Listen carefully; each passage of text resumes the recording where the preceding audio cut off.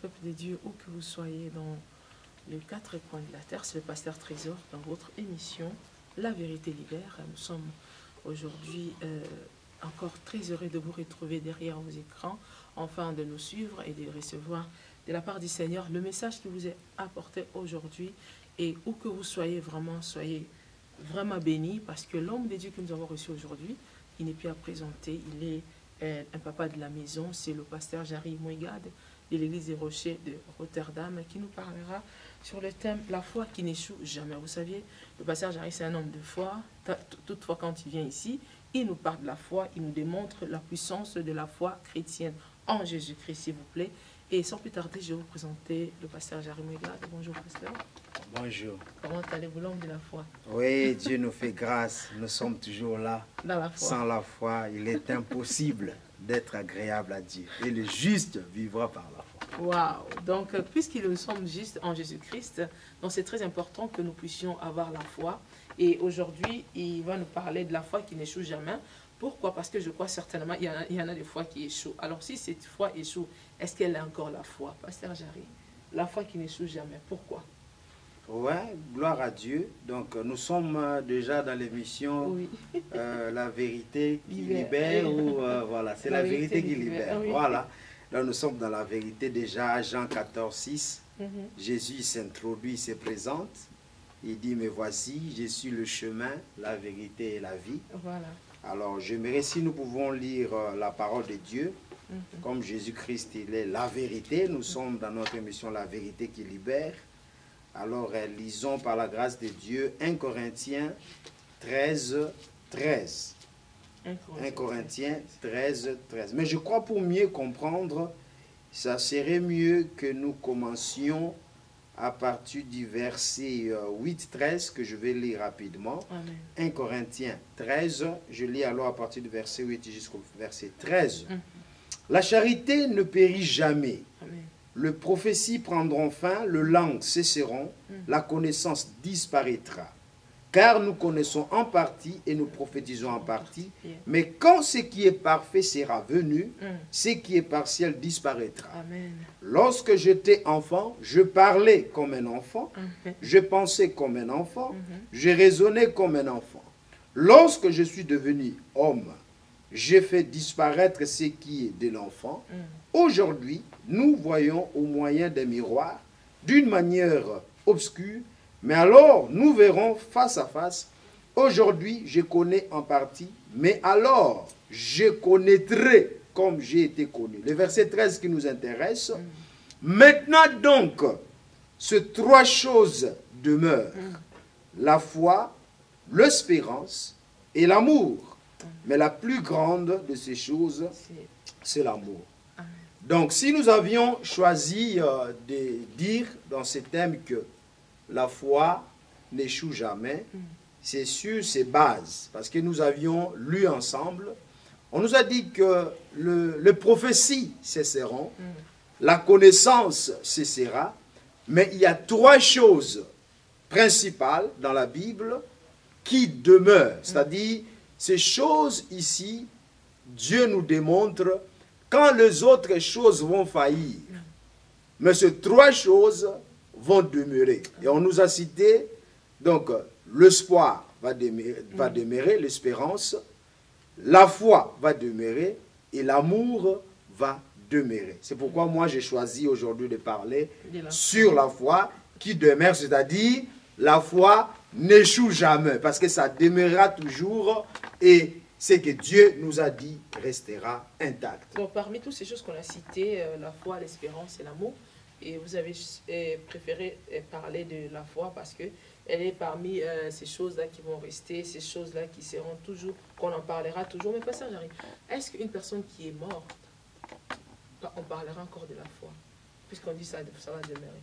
Oui, ça va demeurer dans le sens que si on meurt dans la foi, là, il nous déclare par exemple dans le livre d'Hébreux 11, on nous cite les héros de la foi. Et les héros de la foi sont morts dans la foi. Je donne un exemple, Étienne, que nous connaissons. La Bible dit qu'Étienne était lapidé. Mais pendant qu'il était lapidé, Étienne avait gardé sa foi dans la personne de Jésus. Et la Bible nous déclare même qu'au lieu de s'inquiéter, au lieu de se lamenter, au lieu de pleurer, mais qu'est-ce qu'Étienne a fait? Il a levé les yeux vers Jésus et il a même dit, pardonne-leur cette faute. Donc Étienne, il est mort dans la foi. C'est pour dire que celui qui meurt dans la foi, il a une place spéciale dans le royaume de Dieu et dans le royaume des cieux. Alors si on dit que la foi demeure, c'est parce que ses fruits, ses œuvres te suivront jusqu'à l'éternité. Bien sûr, les œuvres de la foi sont des œuvres qui vont jusque dans la vie éternelle. Parce que la Bible nous dit, vous savez, il y a des choses qui sont éphémères. La Bible nous dit dans 2 Corinthiens 5, 7, nous ne marchons pas par la vue, mais nous marchons par la foi. Ce qui émane du visible est éphémère et ça passera.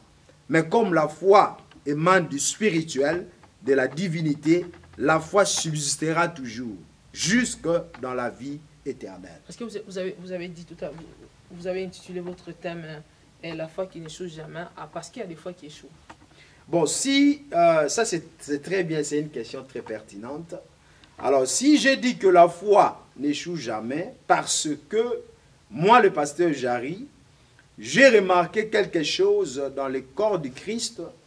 Il y a beaucoup de gens qui prétendent avoir la foi, et des fois, ces gens-là échouent, et ils disent, cette fois-ci, la foi n'a pas marché. C'est pourquoi, moi, j'ai intitulé la foi n'échoue jamais, pour dire déjà, au départ, il y a une grande différence entre la croyance et la foi. C'est que moi, le pasteur Jarry, j'ai remarqué dans l'église corps du Christ, il y a beaucoup de gens qui travaillent avec la croyance et non avec la foi. Parce que la croyance est changeante.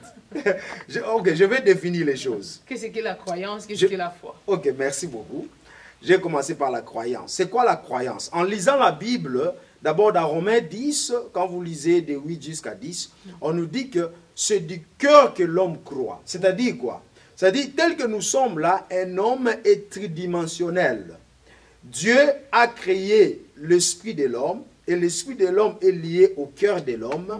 Et dans le cœur de l'homme, il y a la faculté de croire. Ce qui veut dire que même si quelqu'un n'est pas en Christ, il peut croire. Je donne un exemple. Il y a des gens qui disent que, ah, ma femme, est-ce que tu ne me crois pas? Je t'avais promis, non? Quand nous sommes mariés, je t'avais dit que je serais fidèle avec toi. Donc, c'est humainement parlant, c'est faisable que quelqu'un croie. Tout le monde peut croire. Tu peux croire à ta femme, tu peux croire à ton mari, tu peux croire à tes exploits, tu peux croire. Mais la croyance a une limite, parce que la croyance est changeante. Parce que la croyance, en fait, c'est quoi? La croyance, c'est l'ensemble des convictions qui est assis ou bien qui est basé sur des réalités. Ça peut être des réalités psychologiques, des réalités personnelles, des réalités circonstancielles. Tout ça, c'est quoi? Ce sont des croyances. Je donne un exemple. Par exemple, il y a des gens qui étudient les astres, par exemple. Ils peuvent nous dire que voilà, dans leur croyance, demain, il va pleuvoir. Et il y a des gens aussi qui croient. C'est là, tu vois quelqu'un, un papa, un vieux papa, parce qu'on lui a dit que demain, il va pleuvoir, il va s'acheter même un parapluie. Pour dire que, oh, demain, avant de sortir, il faut avoir un parapluie, parce qu'il va pleuvoir. Oui, parce que surtout la météo, ça tombe à pic. Hein. Tu vois, donc, qu'est-ce qui se passe? L'homme croit à ce qui lui est dit par le météo. Mais, on arrive demain, le matin, toute la journée, il ne pleut pas. Tu vois? Donc, tu peux bâtir ta croyance sur une réalité qui est changeante. Mais la foi, alors, c'est pourquoi moi je parle de la foi.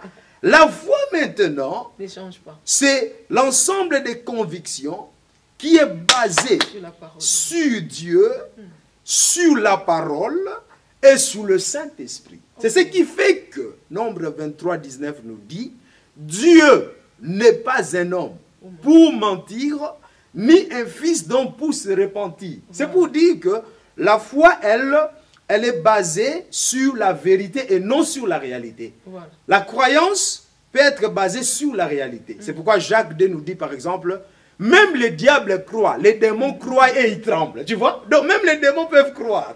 Les diables peuvent croire, mais les diables n'ont pas la foi.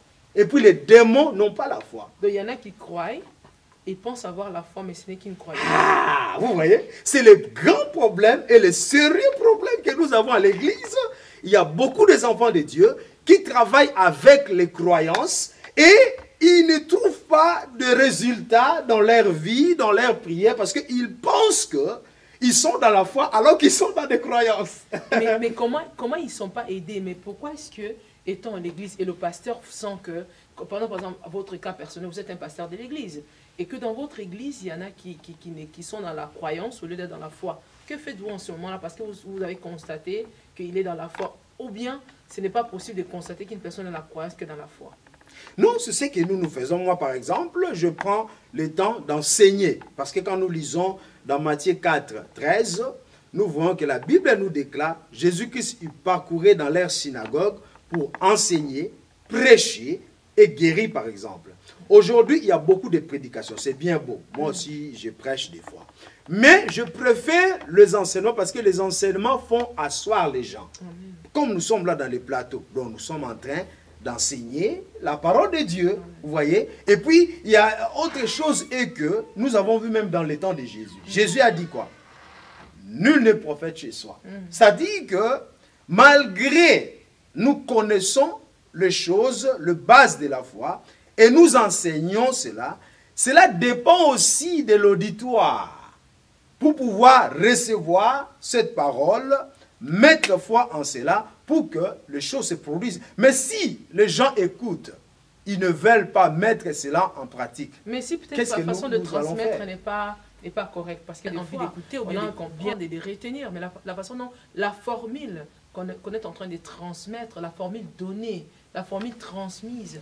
Voilà donc comme je suis en train de dire, nous trouvons même dans la vie, dans le ministère de Jésus-Christ, la Bible nous dit que Jésus-Christ lui-même, il a déclaré, nul n'est prophète chez soi. C'est pourquoi nous demandons au peuple de Dieu, lorsque nous écoutons la parole de Dieu, il faut écouter la parole de Dieu avec une oreille spirituelle. Amen. Parce que si tu écoutes la parole de Dieu avec une oreille qui est charnelle, la parole peut sortir, mais tu ne recevras rien. C'est ça ce qui fait défaut. Moi, je crois dans nos églises, les gens doivent apprendre à écouter la parole de Dieu avec une oreille qui est spirituelle. Mais tous ces gens-là, ceux qui n'écoutent pas avec l'oreille spirituelle, peut-être la formule n'est pas la bonne, mais ils ont besoin d'aide parce que une personne peut être à l'église.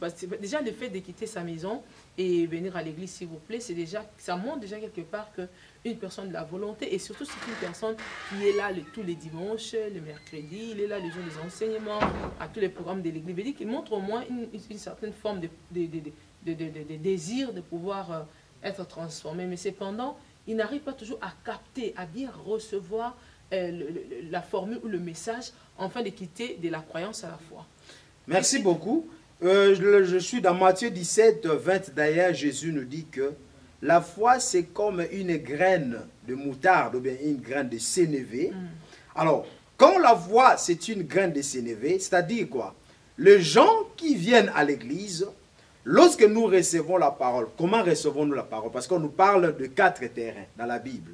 Il y a certains qui reçoivent la parole avec plein de soucis. Il y a des gens qui viennent à l'église. Donc, c'est pourquoi je demande aux enfants de Dieu, je vous recommande, avant de venir à l'église, prenez le temps de préparer le culte chez vous à la maison. Amen. Parce que quand nous lisons sur la parabole de sémence, qu'est-ce que nous trouvons? Nous trouvons que la sémence a été bien sémée, mais le problème était le problème du terrain.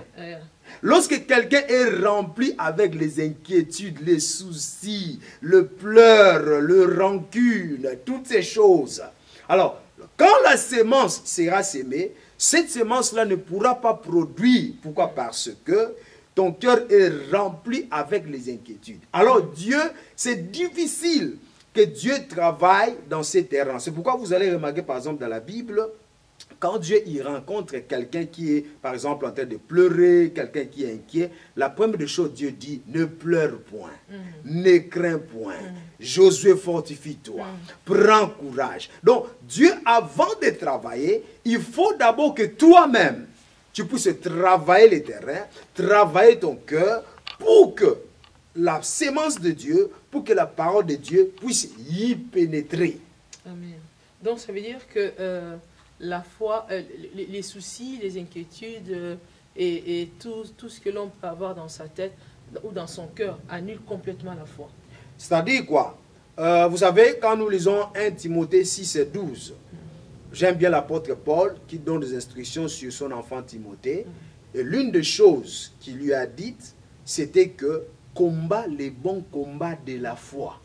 Alors, là où vous venez de soulever, il s'agit des ennemis de la foi. Parce que quand nous parlons des ennemis de la foi, ce n'est pas forcément les démons, les sorciers, les diables. Non, parce qu'il existe le combat spirituel dans le cadre de lutter ou bien de chasser les démons, de combattre contre les sorciers, ainsi de suite.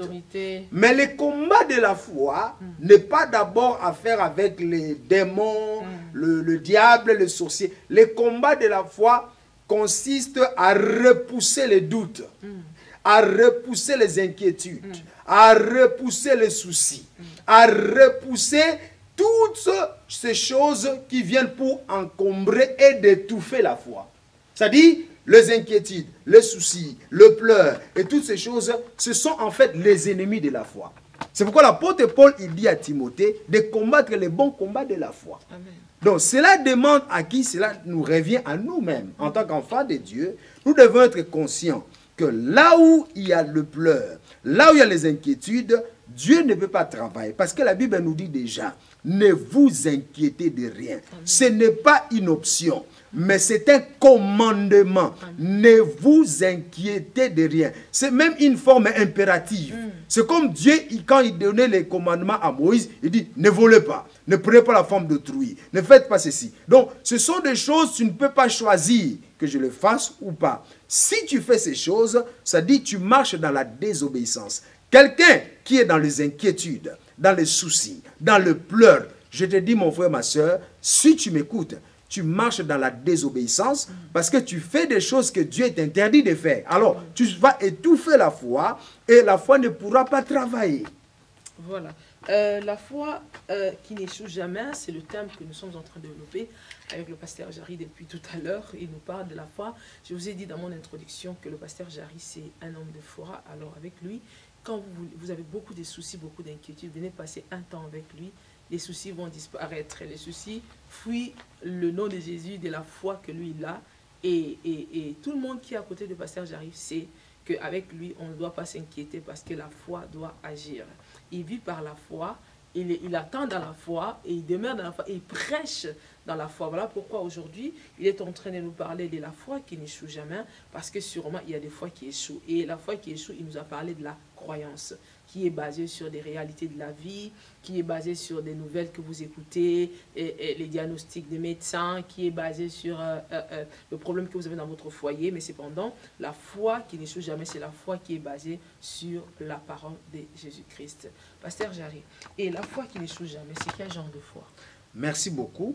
La foi qui n'échoue jamais, c'est la foi qui est basée sur la parole révélée. Ouais. Alors ici, je vais dire quelque chose d'important. Vous savez, pas la parole logos. Non, pas logos. Parce que dans notre monde, il y a 3 niveaux de connaissance. Vous voyez? Parce que la Bible nous dit quoi? La foi vient de ce qu'on entend de la parole de Dieu. Vous voyez? Alors, je vais d'abord expliquer quelque chose. Il y a 3 niveaux de connaissance dans notre monde. La première connaissance, c'est la connaissance scientifique. Voilà. Ça dit quand on était à l'école, on a étudié sur Pompée, on a étudié sur Socrate, sur Diego Cao, sur Edison, on a étudié les mathématiques 1 plus 1 égale à 2, ainsi de suite. Tout ça, c'est la connaissance scientifique. Et puis nous avons la connaissance du Logos. Logos, c'est-à-dire quoi? La parole écrite de Dieu. Alors pour notre information, il y a même par exemple, je peux dire les théologues par exemple. Ce sont des gens qui travaillent avec les Logos. C'est-à-dire, il nous donne la connaissance au sujet de Dieu, au sujet des choses de Dieu, au sujet de l'Église. Mais même... Parce qu'ils ont fait des recherches. Voilà, ils ont fait des recherches et tout ça, ainsi de suite. Donc, ils nous parlent au sujet de Dieu. Ils connaissent la Bible de Genèse à l'Apocalypse. Mais la foi n'agit pas par les logos. Amen. Mais il y a un troisième niveau de connaissance où la foi agit. C'est ce que nous appelons maintenant le rhéma. Ou en quelque sorte, la parole révélée. Donc, ça dit la lumière qui sort du logos. C'est là où maintenant la foi travaille. C'est ce qui fait que Dieu peut dire à 10 personnes, vous êtes guéris. Mais parmi les 10, il n'y a qu'une seule personne qui reçoit tangiblement cette guérison. Pourquoi? C'est un problème maintenant de rhéma. Les disciples étaient nombreux. Jésus a posé la question, qui dit-on que je suis? Moi, le Fils de Dieu. Il n'y avait personne. Pourquoi? Parce qu'il n'y avait pas de révélation. Mais lorsque un reçoit la révélation, celui qu'on nomme Pierre, lorsqu'il reçoit la révélation, Jésus lui a dit que ce que tu viens de dire là, ça ne vient pas par le sang et l'eau, mais ça vient de mon Père. Ça dit, il a reçu la révélation. Et quand il va recevoir la révélation, cette révélation va lui donner maintenant un accès que les autres n'en avaient pas. C'est comme ça aussi avec la foi. La foi travaille avec la parole révélée de Dieu. Mais pasteur Jarry, ici, la foi qui n'échoue pas travaille avec la parole révélée de Dieu. Et comment une personne reçoit cette foi alors? Puisqu'il faut d'abord la voir, ou bien il faut d'abord écouter la révélation pour la voir, ou bien c'est avoir la révélation et la foi vient, ou bien il faut d'abord avoir la foi et après la parole se révèle. Merci. On va mettre les bases. Nous commençons d'abord dans Romains 12, 3. La Bible nous dit que lorsque quelqu'un est né de nouveau, Dieu l'impartit, ce que nous appelons la mesure de la foi. On est bébé spirituel, on a la mesure de foi. Et Dieu attend de nous que cette foi puisse grandir. Comment ça grandit? Romains 10, 17, la Bible nous dit, la foi vient de ce qu'on entend. Ce qu'on entend vient de la parole. C'est-à-dire, à chaque fois quand je suis en train d'écouter la parole de Dieu, par exemple, quand vous écoutez là, vous n'écoutez... Si seulement vous écoutez la voix d'un homme, d'un pasteur Jarry, c'est que vous êtes encore dans les logos, vous êtes encore dans la parole écrite. Mais si, au partir de la voix du pasteur Jarry, vous pouvez écouter la voix de Dieu, c'est ce que nous appelons maintenant le rhéma. Oh, c'est-à-dire...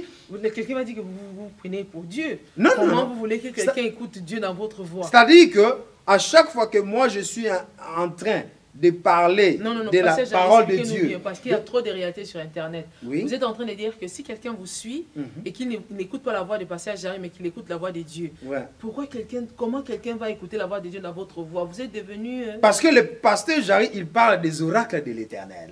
Le pasteur Jarry, il parle de la parole de Dieu. Amen. Je ne parle pas de moi-même, je ne parle pas des autres, mais je parle de la parole de Dieu. Voilà. Et comment je parle de la parole de Dieu? Si vous écoutez donc Dieu au travers de ma voix, de ce qui est basé sur la parole de Dieu, ça dit vous avez la révélation.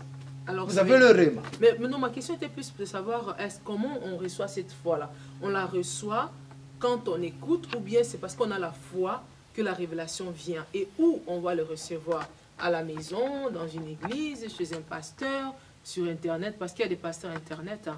L'église Internet, est-ce que où reçoit-on réellement cette foi qui ne va jamais échouer? Parce qu'avec les réalités de la vie, pasteur Jarry, s'il vous plaît, nous avons besoin de la foi qui n'échoue pas, que tu t'attends quelque chose de la part de Dieu et tu la reçois, parce que ça arrive beaucoup, hein, qu'on attend des choses de Dieu.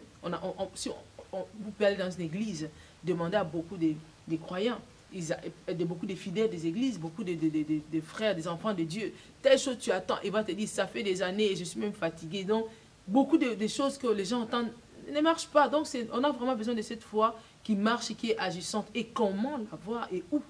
Merci beaucoup. Cette foi-là, vous pouvez la recevoir chaque jour. C'est-à-dire, cette foi-là peut grandir en vous chaque fois. Non, à chaque fois en contact avec la parole de Dieu et que vous êtes conduit par l'Esprit de Dieu, cette foi vous est communiquée. Donc le secret primaire, c'est d'abord la parole d'écouter, être en contact permanent avec la parole de Dieu. Avec la parole de Dieu. Oui. Et quand vous écoutez la parole de Dieu, ou bien quand vous lisez la Bible, si le Saint-Esprit vous ouvre alors le cœur spirituel, vous pouvez vous en procurer cette foi qui ne faille jamais. Donc, c'est-à-dire, ça travaille toujours ensemble, la parole et l'esprit. La parole et l'esprit. La parole et l'esprit. La parole et l'esprit. Parce que quand il n'y a pas l'esprit de Dieu, on est là, on est moribond. Parce que Jésus-Christ avait dit dans Jean 6, 62 à 63, il dit, les paroles que je vous annonce sont vie et esprit. La lettre tue, mais l'esprit vivifie. Donc, ça veut dire qu'il n'est pas nécessaire d'aller à l'église. On peut le faire à la maison.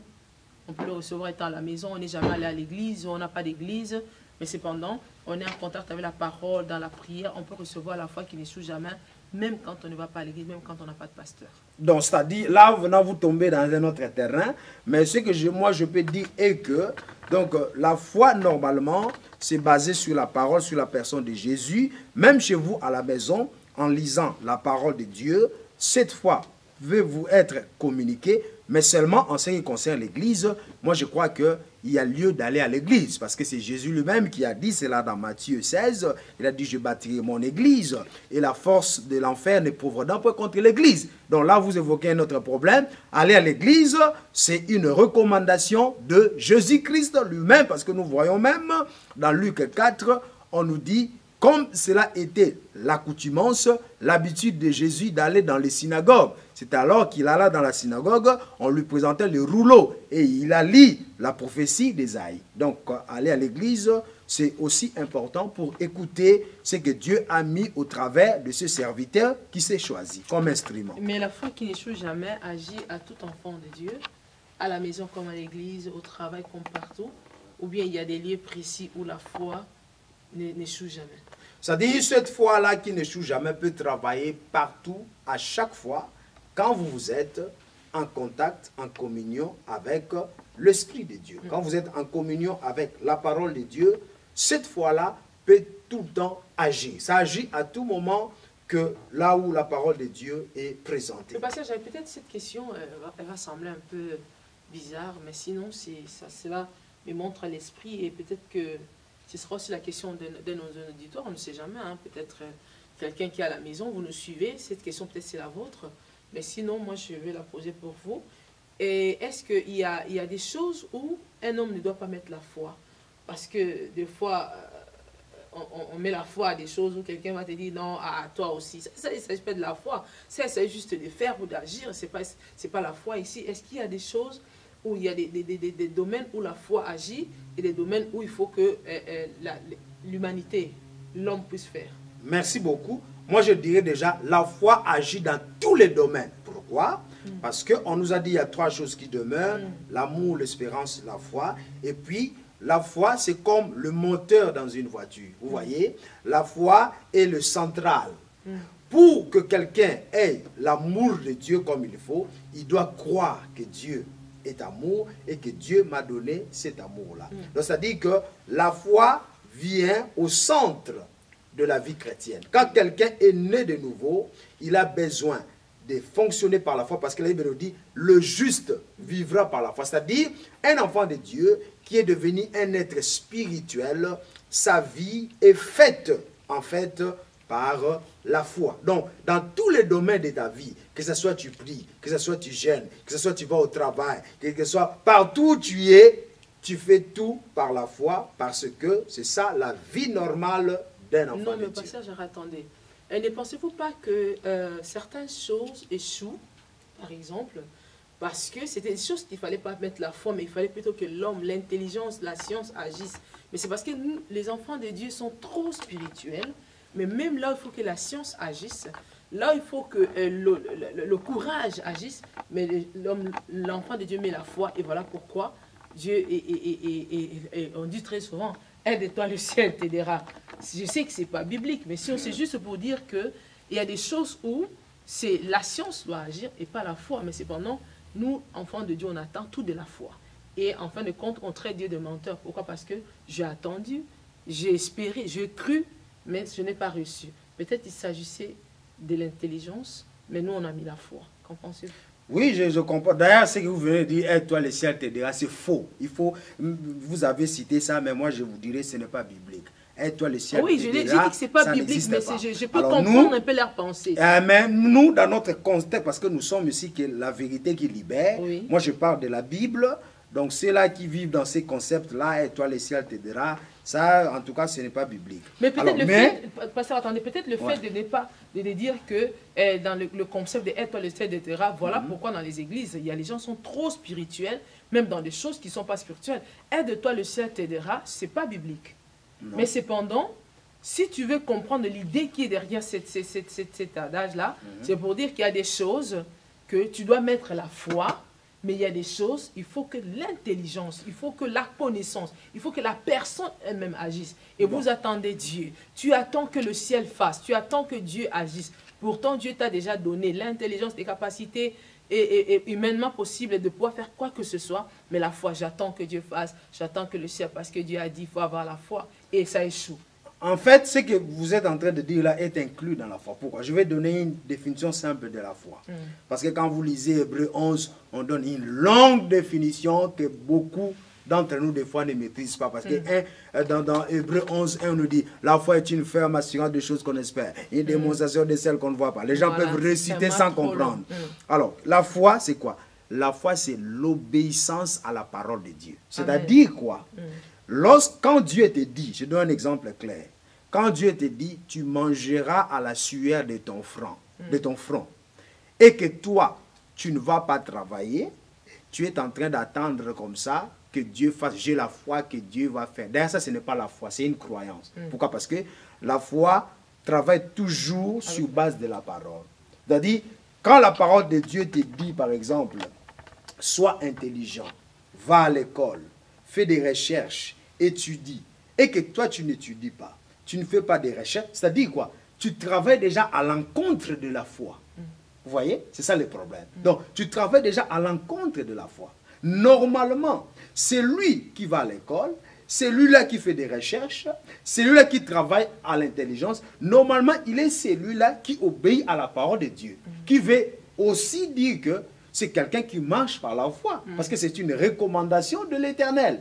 Les livres, par exemple, de Spreuch, c'est quoi? Le livre de Proverbes. Le livre de Proverbes qui nous incite à être intelligents, à être sages. Alors, quelqu'un, si vraiment il est un homme de la foi, il doit s'adonner aussi à l'intelligence, à la sagesse. Pourquoi? Parce que c'est la recommandation divine. Un homme de foi, c'est celui-là qui accepte le précepte de Dieu. Amen. Donc, pour dire que ces choses que tu viens de citer, ça va ensemble avec la foi. Voilà, pasteur Jarry, nous sommes presque à la fin de notre émission. Est-ce que vous pouvez brièvement dire à celui qui vient de se joindre à nous tout à l'heure, qui n'a pas suivi dès le début, mais qui veut comprendre de quoi s'agit-il aujourd'hui? Nous parlons de la foi. Brièvement, un mot de la fin par rapport à la foi qui n'échoue jamais, qu'il sache en 2 mots qu'est-ce que la foi qui n'échoue jamais. La foi qui n'échoue jamais, ça veut tout simplement dire une parole qui vient de Dieu, et vous baptisez votre conviction sur cette parole. C'est ça qu'on appelle la foi qui n'échoue jamais. 1 Jean 5,4, la Bible dit, tout ce qui est né de Dieu triomphe du monde. Amen. Et la victoire qui triomphe du monde, c'est notre foi. C'est-à-dire quoi? Même sur le choix d'un conjoint, même sur le choix d'une affaire, si c'est que toi tu fais là, tu as entendu Dieu, tu l'as fait par rapport à la voix de Dieu, je te dis que ça ne va pas échouer. Ça ne va pas échouer. Parce que là, tu as mis maintenant ta confiance sur la parole qui vient de Dieu. Mais si tu fais des choses qui ne manent pas de l'Éternel, là tu vas seul, tu vas travailler avec des croyances, avec des réalités, et rien ne va se réaliser. Donc aujourd'hui, je nous encourage d'avoir cette habilité-là, de vouloir écouter à tout le temps le Seigneur et avancer selon ce que Dieu a dit, car c'est là la foi qui agit toujours. Voilà, merci beaucoup, pasteur Jarry, que Dieu vous bénisse de votre passage sur notre plateau encore une fois.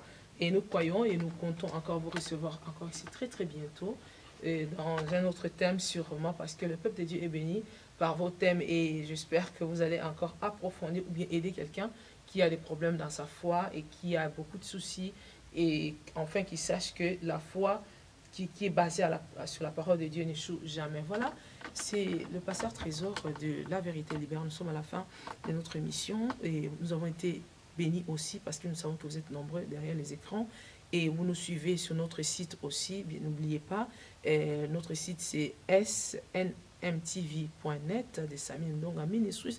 Notre page Facebook c'est Samia Ndonga Ministries. Souvenez-vous, là-bas, nos émissions passent aussi là-bas. Moi, je vous quitte sur l'écran, mais sinon, à très bientôt, nous sommes ensemble.